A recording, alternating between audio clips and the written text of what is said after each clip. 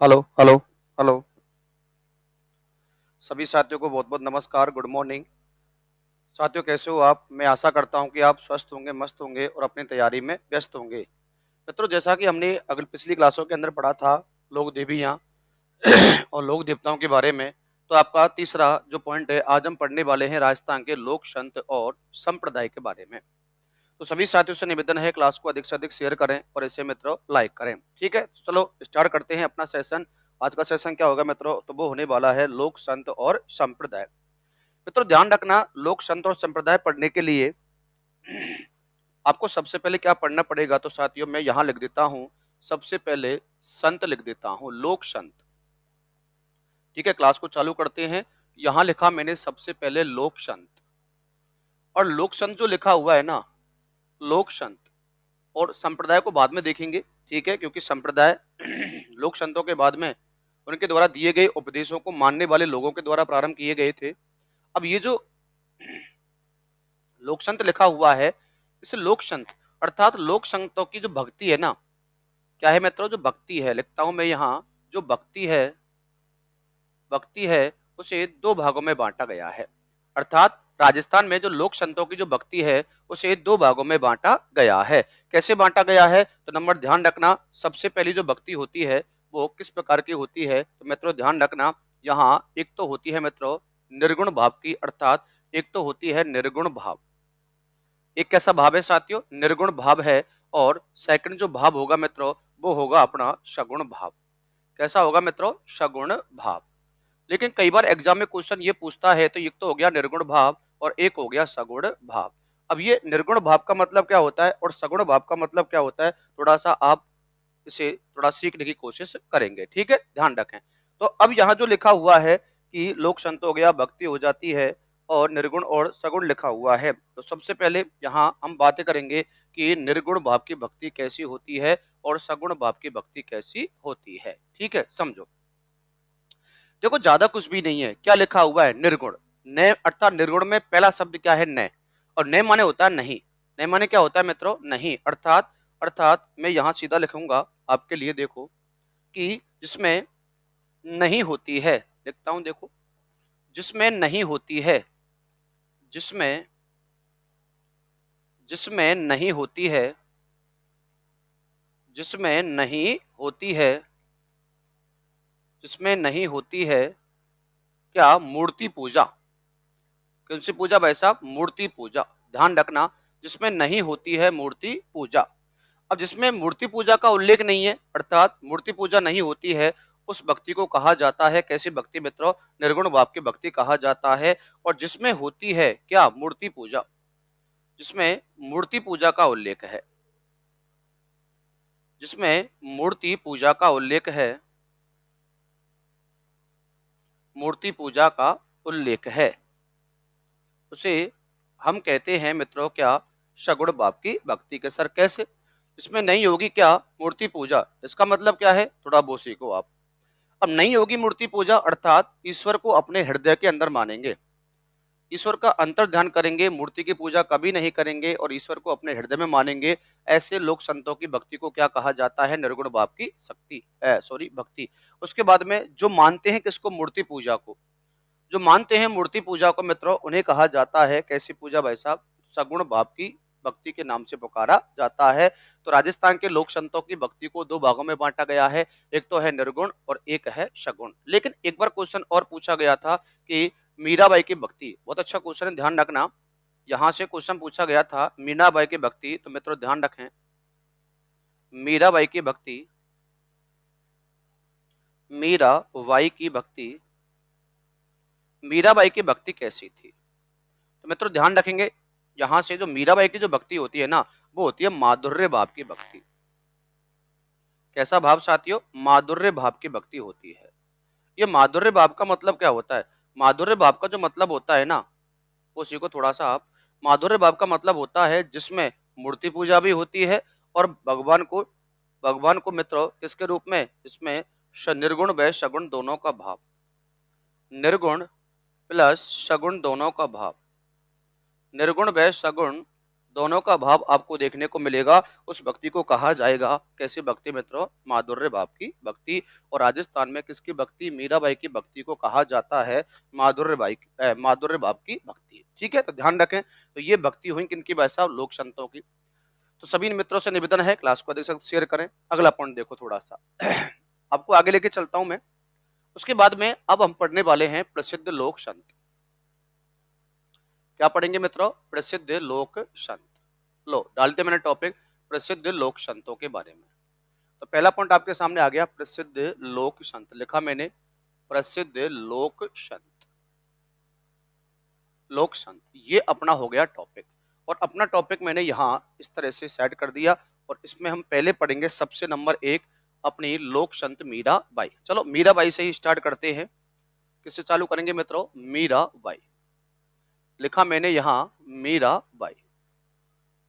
क्या लिखा साथियों, मीराबाई। अब सुनना थोड़ा सा, ये हुई मित्रों मीराबाई। लो जी, अब जो मीराबाई है, मीराबाई एक क्वेश्चन बनेगा, ध्यान रखें।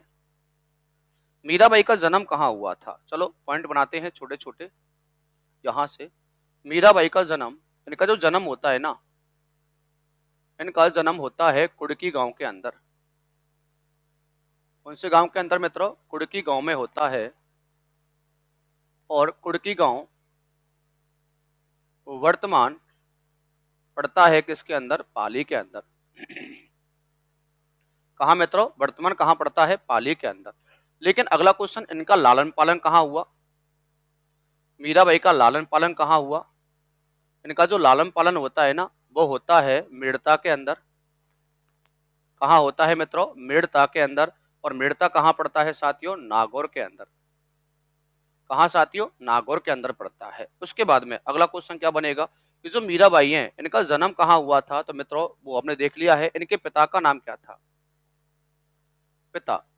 ठीक है, ध्यान रखें मित्रों कि मीराबाई के पिता का नाम क्या था। आप में से कौन बताएगा कि मीराबाई के पिता कौन थे। हाँ जी, चले बात करें, आगे चले बिल्कुल ध्यान रखें, मृड़ता के राजा। तो ध्यान रखें, मृड़ता के शासक रतन सिंह थे। कौन थे मित्रों, रतन सिंह थे। मेड़ता के राजा रतन सिंह थे। ठीक है, अगला क्वेश्चन देखो, इनके बचपन का नाम क्या है। बहुत बार एग्जाम में क्वेश्चन पूछा गया है, बचपन का नाम। बचपन का नाम, इनके बचपन का नाम है पैमल।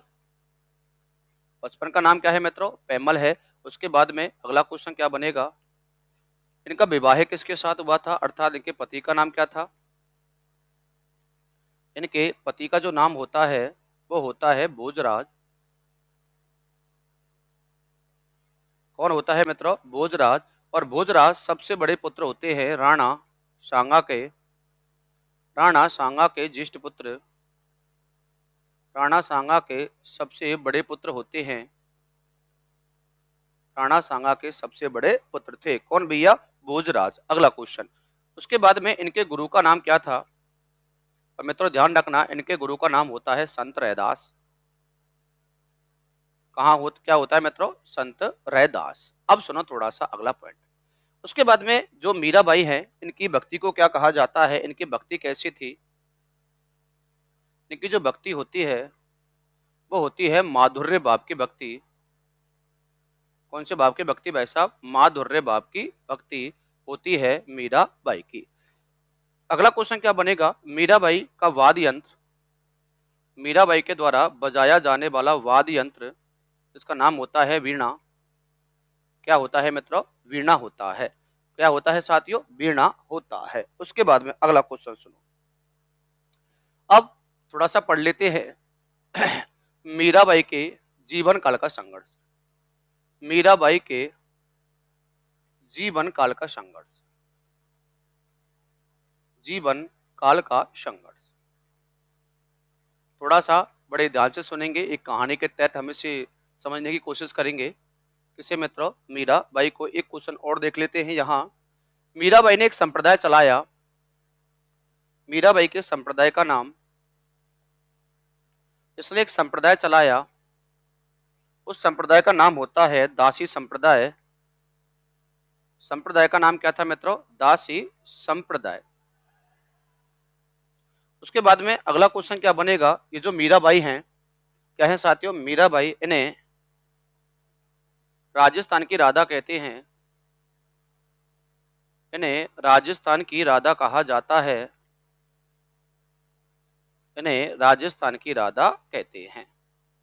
किसे कहते हैं मित्रों? मीराबाई को कहा जाता है। मीराबाई को राजस्थान की राधा के रूप में पूजा जाता है। अब सुनो इनके जीवन काल का संघर्ष। अब सुनो भैया, पहला पॉइंट क्या बनेगा? इनके पति का नाम क्या था? पति लिखा हुआ है भोजराज। इनका एक देवर था, क्या था मित्रों? देवर। देवर विक्रमादित्य, विक्रमादित्य।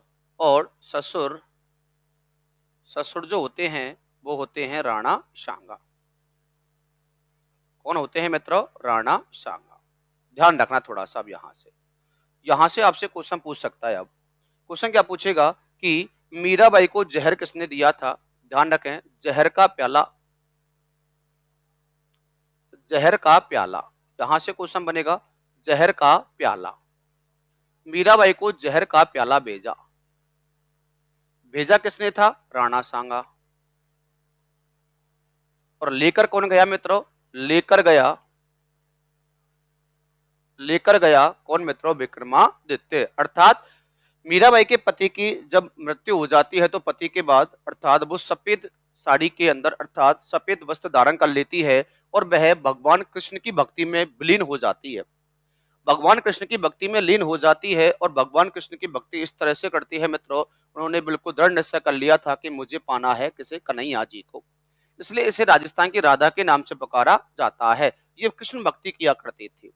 अब तुम जानते हो मित्रों, यदि किसी किसी महिला का पति एक्सपायर अर्थात उसकी मृत्यु हो जाती है तो और वह पति के मरने के बाद किसी भगवान की भक्ति में विलीन हो जाती है तो लोग अलग अलग तरह की बातें करते हैं। तो मित्रों लोगों ने बातें करना प्रारंभ कर दिया। अब ये बात सुन लेता है कौन? राणा सांगा। सांगा ने कहा किससे आकर? वैसा मीराबाई से कि आप ऐसा ना करें, ये भक्ति करना छोड़ दे, इससे कोई मतलब नहीं निकलने वाला है, बेफजूल हमारी बेइज्जती हो रही है इस पूरी रियासत के अंदर। मीराबाई नहीं मानी और लगातार अपनी कृष्ण भक्ति में लगी रहती हैं।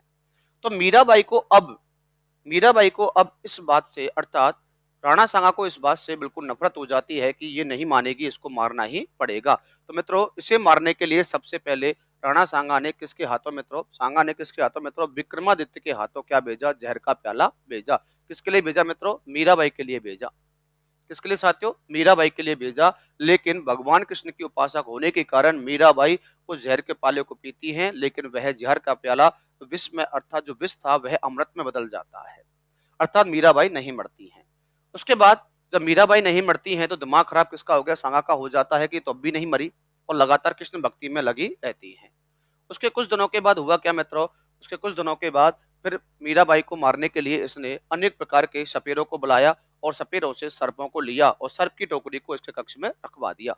उसके बाद भी मित्रों सर्प निकलता है और मीराबाई के बिल्कुल सीने पर जाकर बैठ जाता है, लेकिन भगवान कृष्ण की उपासक होने के कारण वह सर्प सर्प बदल जाता है फूल माला में। तो मित्रों ध्यान रखना, जिसके कारण परेशान हो गया कौन? राणा सांगा। और राणा सांगा ने परेशान होकर मीराबाई को मेवाड़ से भगा दिया।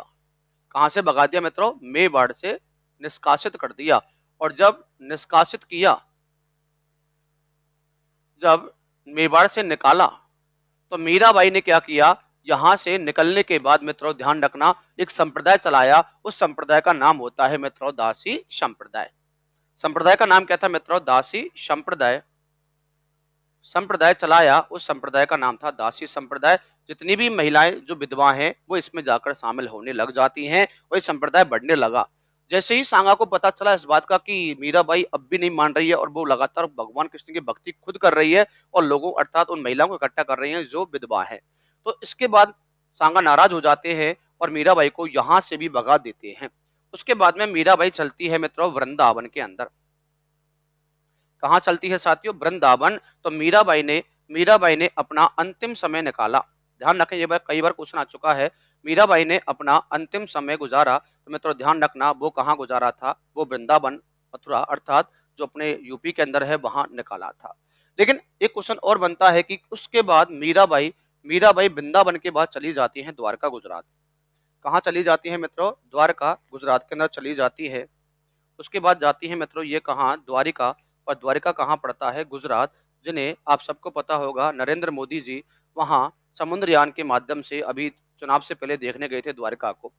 द्वारका गुजरात जाती हैं और द्वारका गुजरात में जाकर ये द्वारकाधीश की मूर्ति में, किसकी मूर्ति में मित्रों? द्वारकाधीश की मूर्ति में विलीन हो जाती हैं। मूर्ति में विलीन हो जाती है। क्या होती है मित्रों?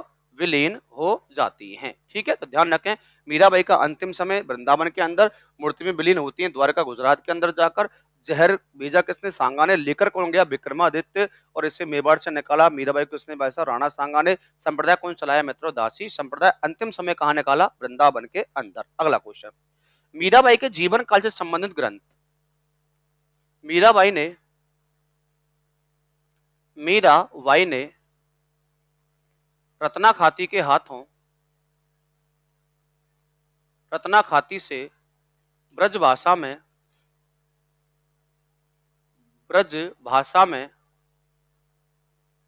नरसी जीरो मायरो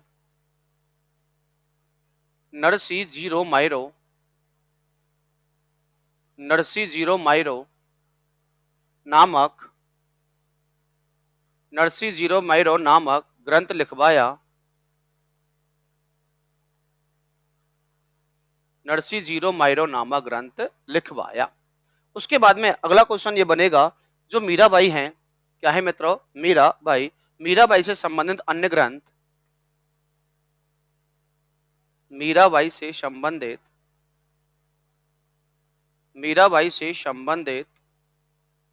अन्य ग्रंथ।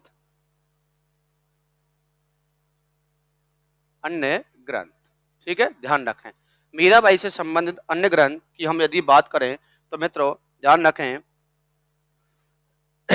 कई सारे ग्रंथ हैं जो मीराबाई जी से संबंधित हैं। जैसे आगे बात करते हैं, नंबर 1 रुक्मणी मंगल। ठीक है, नरसिंह जी। हाँ बिल्कुल, देखो पहला ग्रंथ है मित्रों मीराबाई की टीका। चलो थोड़ा सा छोटा कर लेते हैं इसे। मीराबाई की टीका पहला ग्रंथ कौन सा है मित्रों? मीराबाई की टीका।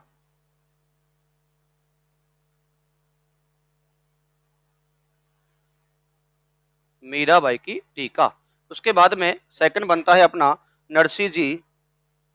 हाँ जी बिल्कुल, नरसिंह जी मेरानी हुंडी। हाँ, नरसिंह जी मेरानी हुंडी।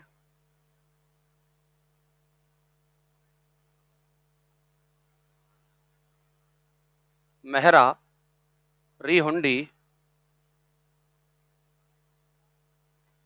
उसके बाद में राग गोविंद। कौन सा मित्रों? राग गोविंद भी इसी का ग्रंथ देखने को मिलता है। उसके बाद में राग गोविंद के बाद यहाँ गीत गोविंद भी देखने को मिलेगा। कौन सा मित्रों? गीत गोविंद का संबंध भी होता है, किससे होता है मित्रों? मीराबाई से ही माना जाता है। उसके बाद में अगला क्वेश्चन बनेगा, मीराबाई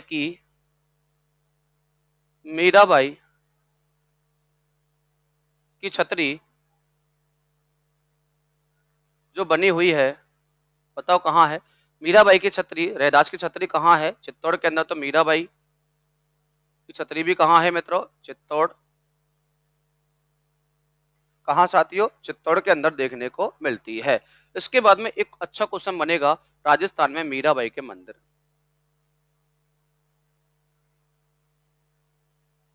राजस्थान में मीराबाई के मंदिर।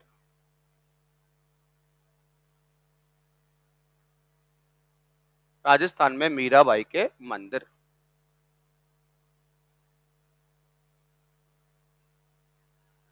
ट्रिक देखते हैं छोटी सी। ट्रिक क्या बनती है? ट्रिक बनती है, जगत में मीरा के 4 मंदिर। जगत में मीरा के 4 मंदिर सभी मित्रों से निवेदन है, क्लास को अधिक से अधिक शेयर करें। सबसे पहले बनेगा जगत शिरोमणि माता का मंदिर, जगत शिरोमणि माता मंदिर। दूसरा बनता है मित्रों जगत में मीरा के 4 मंदिर। उसके बाद में 4 भुजानाथ मंदिर,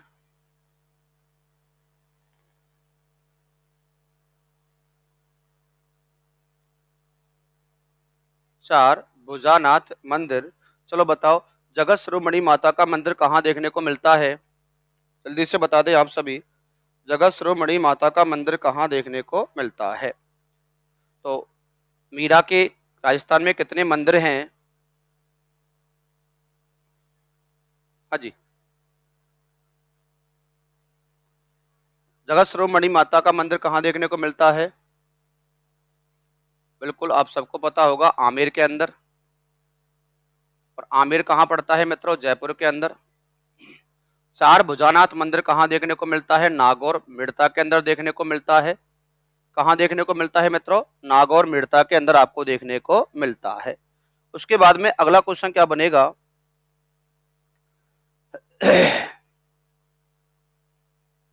हाँ भैया,